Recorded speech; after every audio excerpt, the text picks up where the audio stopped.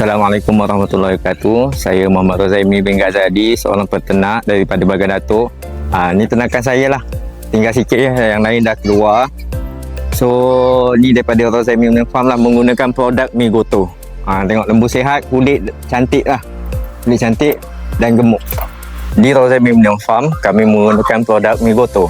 Kami menggunakan dua cara. Satu, kami buat bancuhan untuk minuman. Dan lagi satu pada silage. Yang ni produk silage daripada Rozaimi Farm.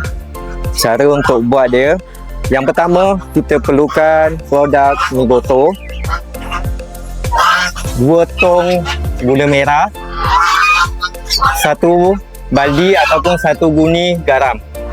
First, kita akan tuang Migoto ke dalam gula merah. Ni gula merah yang 2 tong tu kita dah masuk dengan kita pakai air hujan. So kita akan tuang Migoto lah.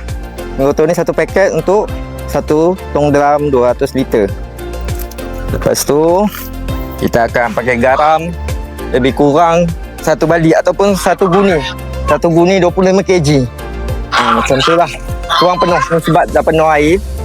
Tuang semua ya. Ni lebih kurang contoh dia lah. Tapi lebih kurang 1 guni. Lepas tu kita akan peram dia selama 24 jam. Peram dia 24 jam jadi macam ni.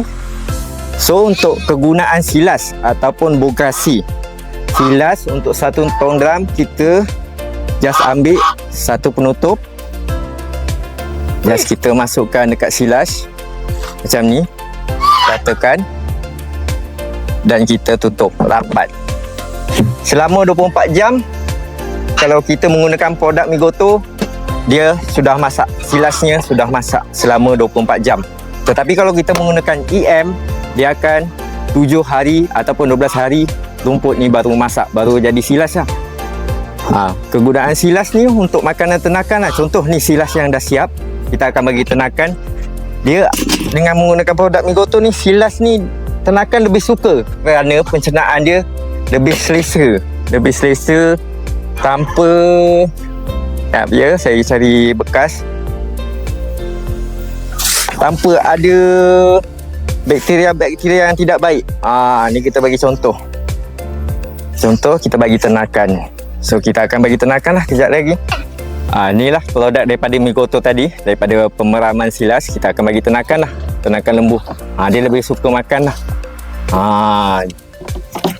Dia dengan dedak dengan produk silas ni, yang daripada Migoto, dia lebih suka produk silas daripada Migoto kerana lagi sedap lah, lagi lazat dan dia rasa selesa. Kami di Rozaimi Farm menggunakan produk Migoto. Kenapa kami menggunakan produk Migoto? Disebabkan ada 4 poin. 1, najis tidak berbau.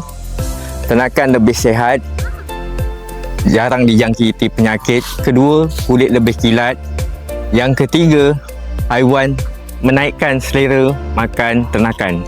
Kami di sini berbagai ternakan kami jaga. Alhamdulillah, semenjak menggunakan Migoto tiada yang bermasalah lah, seperti jangkitan, kematian dan kecacatan ternakan lah.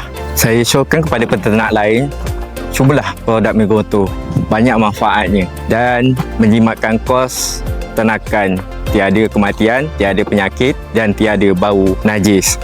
Boleh tekan beg kuning di bawah untuk membuat tempahan ataupun pembelian.